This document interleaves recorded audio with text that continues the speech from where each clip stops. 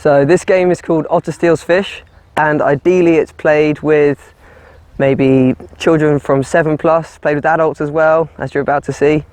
And it's a really good high energy game that is great for a warm-up, great for any time to start off a session, and ideally played with around 8 to 16 participants.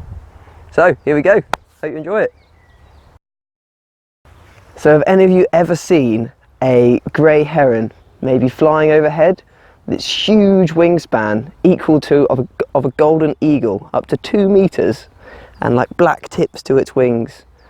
Or maybe you've seen it stalking delicately through maybe the side of a canal or in the shallows of a river. So the grey heron will wait and wait for that fish with its neck coiled back like a loaded spring, ready to spear its long beak through the fish. And it'll sometimes fly that fish back to land to process it.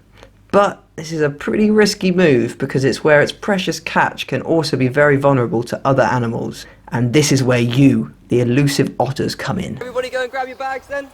Grab your bags, bring back in. All form a nice circle around me.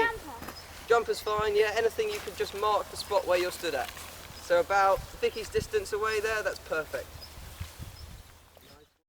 So, this is going to be the fish. So I can move around the fish as a heron, but I cannot touch the fish. As otters, you're trying to stealthily crawl in and get my fish. But if I manage to get you, you need to go back into the rushes, back into the bushes to recover for maybe 5 or 10 seconds. So we'll just trust that you do go back and give yourself a bit of time to recuperate. And then sure enough, you can come back in again. And say for instance, maybe I'm over here, I'm trying to protect my fish here, so there's there. The otter has stolen the fish from the heron. And this is where now the otter can become the heron. They're in the center of the circle. And we're ready to reset the game. And the game starts when the heron drops the fish. So what happens if an otter's come in and they're stealing the fish and they get tagged on the way out? So okay. Come and demonstrate that. So you come in and I tag you on the way out. So that means that the otter has been caught by the heron. So if you just kindly hand the fish back to the heron, and the game will restart when the heron's in the center and drops the fish, and then we can go back in again. Okay? Everybody all cool with that? Okay, let's get started. Let's have a go.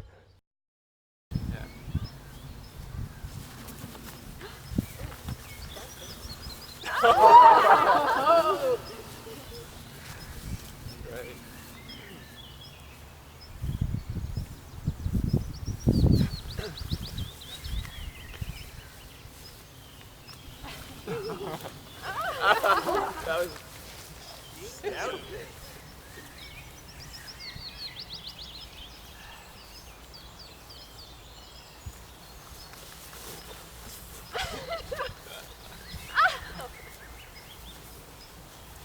Oh no.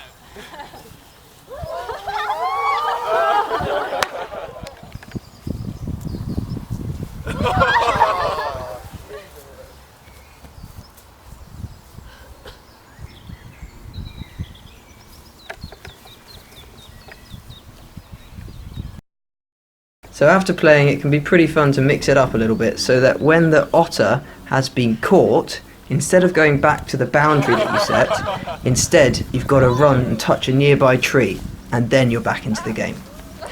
So this added distance can make the otters a lot more thoughtful and agile with their attacks, and it really feeds a lot of energy and excitement into the game. As you can see there.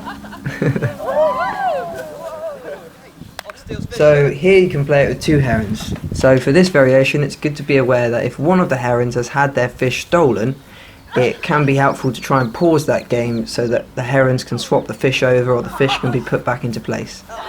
Otherwise it can get pretty hard to keep track of who the heron is or what's going on. So maybe we just shout "freeze" when a fish has been moved so it can be put back into place. Or finally, it can be fun to play it so that when the otters are caught, they are actually turned into stone.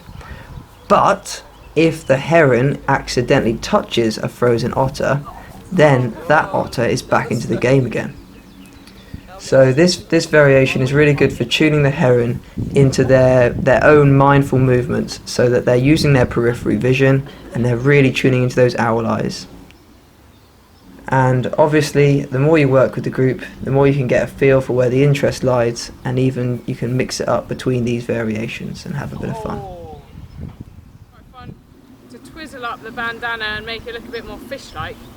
So you can see how to do this more clearly in our cordage video that's coming if it hasn't yet arrived.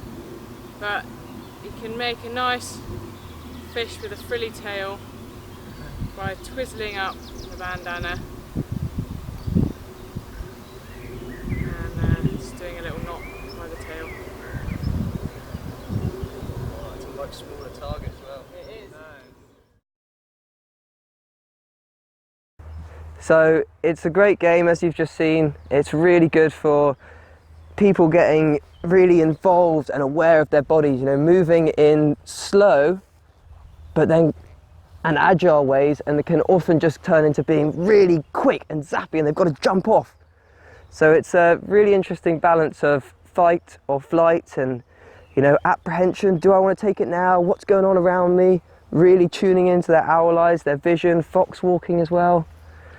It heightens awareness for participants, and yeah, it's a really good game for everyone to get involved with. Okay, hope you enjoy it.